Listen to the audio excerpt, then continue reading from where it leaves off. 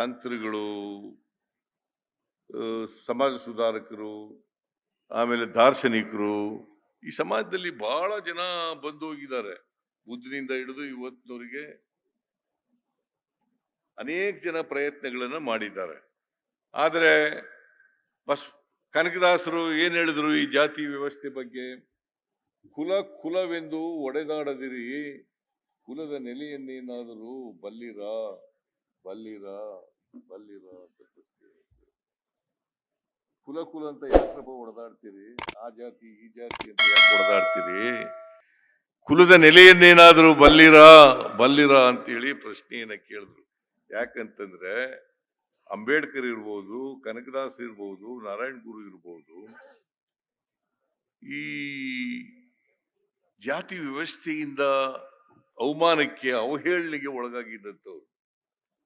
ಜಾತಿ ವ್ಯವಸ್ಥೆಯ ಪರಿಣಾಮವಾಗಿ, ಯಾಕಂದ್ರೆ ನಮ್ಮಲ್ಲಿ ವರ್ಣ ವ್ಯವಸ್ಥೆ ಬಹಳ ವರ್ಷಗಳ ಕಾಲ ಇತ್ತು. ಆ ವರ್ಣ ವ್ಯವಸ್ಥೆಯ ಕಾರಣಕ್ಕೋಸ್ಕರನೇ ಶೂದ್ರ ವರ್ಗದ ಜನ ಅಕ್ಷರ ಸಂಸ್ಕೃತಿಯಿಂದ ವಂಚಿತರಾದ. ಅವ್ರಿಗೆ ಎಲ್ರಿಗೂ ಅವಕಾಶ ಸಿಕ್ಕಲಿಲ್ಲ, ಸಮಾನ ಅವಕಾಶಗಳು ಸಿಕ್ಕಬೇಕಾಗಿತ್ತು. ಈ ವರ್ಣ ವ್ಯವಸ್ಥೆಯ ಕಾರಣಕ್ಕೋಸ್ಕರ ಎಲ್ರಿಗೂ ಸಮಾನ ಅವಕಾಶಗಳು ಸಿಕ್ಕಲಿಲ್ಲ. ಯಾರು ಹುಟ್ಟುತ್ತಾ ದಡ್ಡರಲ್ಲ. ಹಾಗಿದ್ರೆ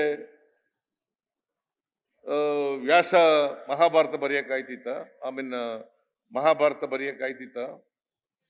ವಾಲ್ಮೀಕಿಯವರು ರಾಮಾಯಣ ಬರೆಯಕ್ಕಾಯ್ತಿತ್ತ? ಕಾಳಿದಾಸ ಶಾಕುಂತಲ ನಾಟಕ ಬರೆಯಕ್ಕಾಗ್ತಿತ್ತ? ಸಂಸ್ಕೃತದಲ್ಲಿ ಬರೆಯಕ್ ಸಾಧ್ಯನೇ ಆಯ್ತಿರ್ಲಿಲ್ಲ. ಅದರಿಂದ ಹುಟ್ಟಿನಿಂದ ಯಾರು ಕೂಡ ಕಳಪೆ ಅಲ್ಲ, ದಡ್ಡರಲ್ಲ. ಆದ್ರೆ ಅವಕಾಶ ಸಿಕ್ಕಬೇಕು ಅಷ್ಟೇ. ಈಗ ಬಾಬಾ ಸಾಹೇಬ್ ಅಂಬೇಡ್ಕರ್ ಅವರು ಓದ್ಕೊಂಡಿದ್ರಿಂದ, ಮೇಧಾವಿ ಆದ್ರಿಂದ, ಅವಕಾಶ ಸಿಕ್ಕಿದ್ರಿಂದ ನಮ್ಮ ದೇಶಕ್ಕೆ ಬೇಕಾದಂತ ಸಂವಿಧಾನ ಕೊಡ್ಲಿಕ್ಕೆ ಸಾಧ್ಯ ಆಯ್ತು. ಒಂದು ವೇಳೆ ಆ ಸಂವಿಧಾನ ಸಿಕ್ಕದೇ ಹೋಗಿದ್ರೆ ನಮ್ಮನ್ನ ರಕ್ಷಣೆ ಮಾಡ್ತಿದ್ದವರು? ವರ್ಣ ವ್ಯವಸ್ಥೆಯಲ್ಲಿ ನಮ್ಗೆ ರಕ್ಷಣೆ ಸಿಕ್ತಿತ್ತ? ಸಂವಿಧಾನ ಬಂದ ಮೇಲೆ ರಕ್ಷಣೆ ಸಿಕ್ಕಿರ್ತಕ್ಕಂಥದ್ದು. ಅದಕ್ಕಿಂತ ಮೊದಲು ನಮಗೆ ರಕ್ಷಣೆ ಇರಲಿಲ್ಲ. ನಾನಿವತ್ತು ಮುಖ್ಯಮಂತ್ರಿ ಆಗಿರ್ಬೇಕಾದ್ರೆ, ನರೇಂದ್ರ ಮೋದಿ ಅವರು ಪ್ರಧಾನಮಂತ್ರಿ ಆಗಿರ್ಬೇಕಾಗಿದ್ರೆ ಈ ಸಂವಿಧಾನನೇ ಕಾರಣ ಅಂತಕ್ಕಂಥದನ್ನ ಮರೀಲಿಕ್ಕೆ ಸಾಧ್ಯ ಇಲ್ಲ. ಇವರೆಲ್ಲ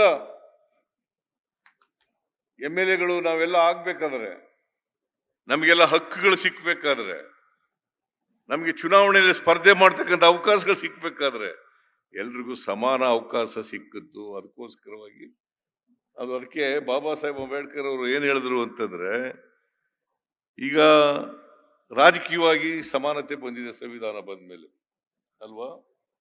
ಒಂದು ಓಟು ಒಂದು ಬೆಲೆ. ನನಗೂ ಒಂದೇ ಓಟು, ಜಯಸಿಂಹನಿಗೂ ಒಂದೇ ಓಟು, ರಾಷ್ಟ್ರಪತಿಗೂ ಒಂದೇ ಓಟು, 4ನೇ ದರ್ಜೆ ಕೆಲಸ ಮಾಡ್ತಕ್ಕಂಥವ್ರಿಗೂ ಒಂದೇ ಓಟು, ರಾಷ್ಟ್ರಪತಿಗೂ ಒಂದೇ ಓಟು, ನನಗೂ ಒಂದೇ ಓಟು, ಕೆಳಗಡೆ ಇರ್ತಕ್ಕಂಥವ್ರಿಗೂ ಕೂಡ ಒಂದೇ ಓಟು. ಆದ್ರೆ ಆರ್ಥಿಕವಾಗಿ ಆ ತರ ಪರಿಸ್ಥಿತಿ ಇಲ್ಲ, ಸಾಮಾಜಿಕವಾಗಿ ಆ ಪರಿಸ್ಥಿತಿ ಇಲ್ಲ. ಇದೆಯಾ? ಆರ್ಥಿಕವಾಗಿ ಆ ಪರಿಸ್ಥಿತಿ ಇದೆಯಾ? ಬಡವರಿದ್ದಾರೆ, ಶ್ರೀಮಂತರಿದ್ದಾರೆ, ಮೇಲ್ಜಾತಿ ಇದೆ, ಕೆಳಜಾತಿ ಇದೆ. ಅದರಿಂದ ಸಾಮಾಜಿಕ ಅಸಮಾನತೆ ಮತ್ತು ಆರ್ಥಿಕ ಅಸಮಾನತೆ ಈ ಸಮಾಜದಲ್ಲಿ ಇರೋದ್ರಿಂದ ಈ ಅಸಮಾನತೆ ಎಲ್ಲಿವರೆಗೆ ಇರ್ತದೆ, ಎಲ್ಲಿವರೆಗೆ ಜಾತಿ ವ್ಯವಸ್ಥೆ ಇರ್ತದೆ, ಅಲ್ಲಿವರೆಗೆ ಸಮಾನತೆ ಬರಲಿಕ್ಕೆ ಸಾಧ್ಯ ಇಲ್ಲ. ಅದಕ್ಕೆ ಬಾಬಾ ಸಾಹೇಬ್ ಅಂಬೇಡ್ಕರ್ ಅವರು ಏನ್ ಹೇಳಿದ್ರು ಅಂತಂದ್ರೆ, ಬರೀ ನಮಗೇನೋ ರಾಜಕೀಯ ಸ್ವಾತಂತ್ರ್ಯ ಬಂದಿದೆ, ಈ ಸ್ವಾತಂತ್ರ್ಯ ರಾಜಕೀಯವಾಗಿ ಸ್ವಾತಂತ್ರ್ಯ ಬಂದಿದೆಯಲ್ಲ, ಇದು ಯಶಸ್ಸನ್ನ ಕಾಣಬೇಕಾದ್ರೆ, ಇದು ಸಾರ್ಥಕ ಆಗ್ಬೇಕಾದ್ರೆ ಪ್ರತಿಯೊಬ್ಬರಿಗೂ ಕೂಡ ಸಾಮಾಜಿಕ, ಆರ್ಥಿಕ, ಸಬಲತೆ ಬಂದಾಗ ಮಾತ್ರ ರಾಜಕೀಯ ಸ್ವಾತಂತ್ರ್ಯ ಬಂದದಕ್ಕೆ ಸಾರ್ಥಕ ಆಗ್ತದೆ, ಇಲ್ಲಿಯವರು ಆಗಲ್ಲ. ಅದಕ್ಕೆ ನಾವು ಏನ್ ಮಾಡುದು, ಈಗ ಬಸವಾದಿ ಶರಣರು ಈಗ ಏನ್ ಹೇಳಿದ್ರು ನೋಡಿ, ನಾರಾಯಣ ಗುರುಗಳು ಅವರು ಈಳುವರ ಜಾತಿಯವರು, ಈಳುವರ ಜಾತಿ ಕೇರಳದವರು. ಅವ್ರು ಏನ್ ಹೇಳಿದ್ರು, ಒಂದೇ ಜಾತಿ, ಒಂದೇ ದೇವರು, ಒಂದೇ ಧರ್ಮ. ಬೇರೆ ಇದೆಯಾ? ಒಂದೇ ಜಾತಿ, ಒಂದೇ ದೇವರು, ಒಂದೇ ಧರ್ಮ. ಇದನ್ನ ಹೇಳಿದ್ರು ನಾರಾಯಣ ಗುರುಗಳು. ಬಸವಣ್ಣವರು ಇವನಾರವ ಅಂತಂದ್ರು. ಕನಕದಾಸರು ಕುಲ ಅಂತ ಹೇಳಿದ್ರು. ಕುಲ ಅಂತ ಒಡೆದಾಡ್ಬೇಡ್ರಿ ಅಂತ ಹೇಳಿದ್ರು. ಎಲ್ಲರೂ ಹೇಳದ್ದೆಲ್ಲ ಒಂದೇನೆ. ಮಹಮ್ಮದ್ ಪೈಗಂಬರ್ ಅವರು ಹೇಳಿದ್ರು ಒಂದೇ, ಯೇಸು ಕ್ರಿಸ್ತ ಅವರು ಹೇಳದ್ದೇ ಒಂದೇ. ಎಲ್ಲ ಧರ್ಮದಲ್ಲೂ ಕೂಡ, ಯಾವುದೇ ಧರ್ಮದಲ್ಲಿ ಮನುಷ್ಯನಲ್ಲಿ ಭೇದ ಭಾವ ಮಾಡ್ತಕ್ಕಂಥದ್ದು ಇಲ್ಲ. ಮತ್ತೆ ಪರಸ್ಪರ ಪ್ರೀತಿಸ್ತಕ್ಕಂಥದ್ದು ಇದೆಯೇ ಹೊತ್ತು ದ್ವೇಷಿಸ್ತಕ್ಕಂಥದ್ದು ಇಲ್ಲ. ಯಾರನ್ನು ಕೂಡ ದ್ವೇಷಿಸಬಾರದು. ಲೇಟೆಸ್ಟ್ ಹಾಗೂ ಇಂಟ್ರೆಸ್ಟಿಂಗ್ ಸುದ್ದಿಗಳಿಗಾಗಿ ಬಾಸ್ ಟಿವಿ ಕನ್ನಡ ಚಾನೆಲ್ನ ಸಬ್ಸ್ಕ್ರೈಬ್ ಮಾಡಿ. ಹಾಗೆಯೇ ಬೆಲ್ ಐಕಾನ್ ಪ್ರೆಸ್ ಮಾಡಿ. ಇದರ ಜೊತೆಗೆ ಫೇಸ್ಬುಕ್, ಇನ್ಸ್ಟಾಗ್ರಾಮ್, ಎಕ್ಸ್ನಲ್ಲೂ ಮಿಸ್ ಮಾಡದೆ ಫಾಲೋ ಮಾಡಿ.